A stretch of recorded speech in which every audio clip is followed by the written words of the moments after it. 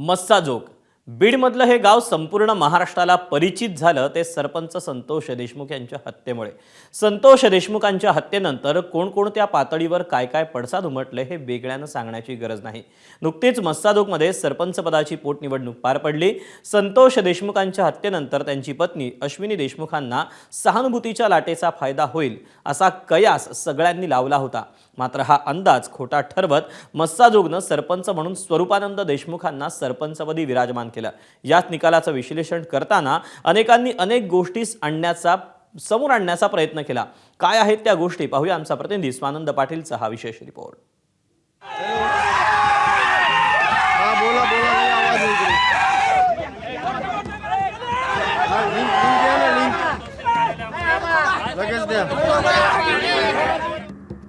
अंगावर विजय गुलाल घेऊनच स्वरूपानंद देशमुख बीडच्या मस्साजोग गावचे दिवंगत सरपंच संतोष देशमुखांच्या प्रतिमेला पुष्पहार अर्पण करण्यासाठी पोहोचले।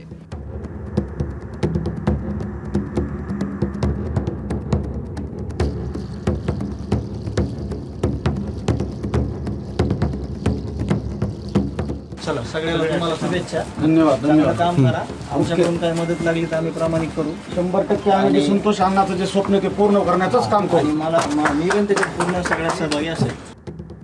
पुढच्या 18 महिन्यांसाठी सरपंच म्हणून मस्साजोगच्या ग्रामस्थांनी स्वरूपानंद देशमुख यांची निवड केली।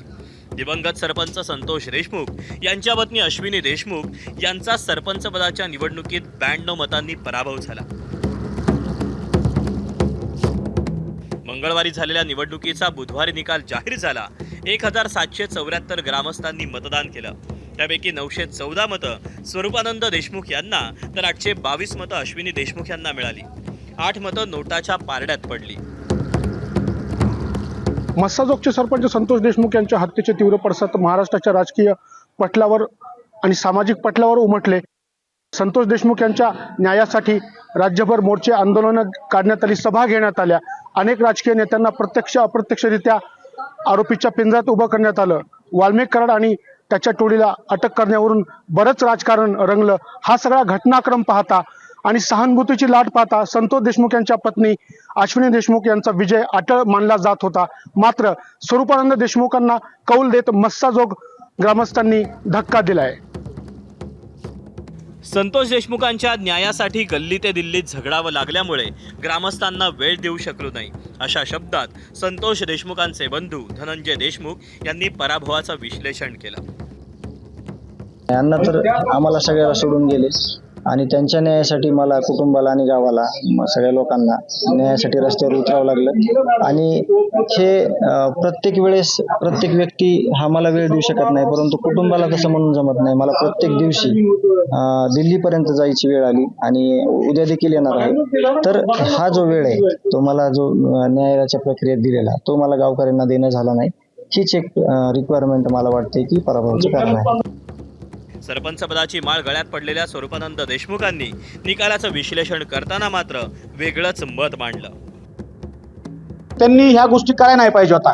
गावकऱ्यांनी त्यांच्या कुटुंबावर जो विश्वास दाखविला होता किंवा न्यायालयीन लढ्यामध्ये आम्ही त्यांच्या पूर्णपणे पाठीमागे होतो, त्यांनी न्यायालयीन लढत लढायला पाहिजे होता। याच्यामध्ये माझी भगिनी अश्विनीताईचा काही दोष नाही, त्यांची इच्छा नव्हती, पण त्यांच्या आडून ज्यांना राजकारण करायचं होतं त्यांनी ही निवडणूक गावावर लादली होती आणि त्यांच्या या दुष्कृत्याला माझ्या गावकऱ्यांना पूर्णपणे समर्पक उत्तर दिलेलं आहे। सगळे मतभेद बाजूला ठेवून गावाच्या विकासासाठी एकत्र काम करू असं मस्साजोगचे पराभूत आणि विजयी असे दोन्ही देशमुख म्हणतायत खरं, पण निकालाच्या दिवशी CSR फंडावरून पहिला खटका उडताना दिसला।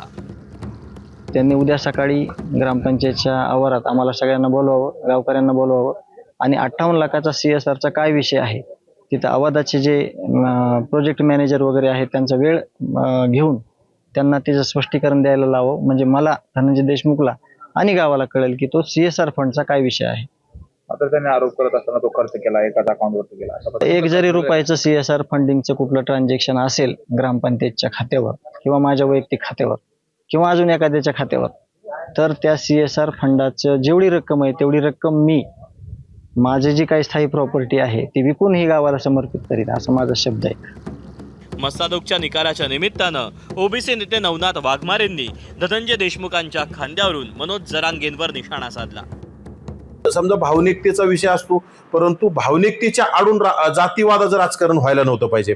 आणि तिथं सातत्यपूर्ण जातीवादाचं राजकारण केलं आणि जातीवादामुळंच हा जरांगेच्या संपर्कात राहिल्यामुळं, आणि खरं तर हा पराभव देशमुख फॅमिलीचा नाही, हा पराभव मनोज जरांगेचा आहे, हा पराभव बजरंग सोनवणेचा आहे आणि सगळ्या जातीवादी विचारसरणीच्या लोकांचा पराभव आहे.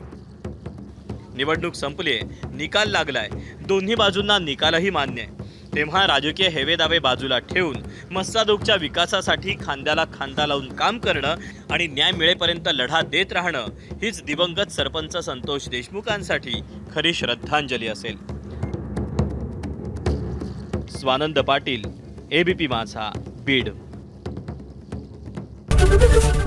एबीपी माझा, उघडा डोळे बघा नीट.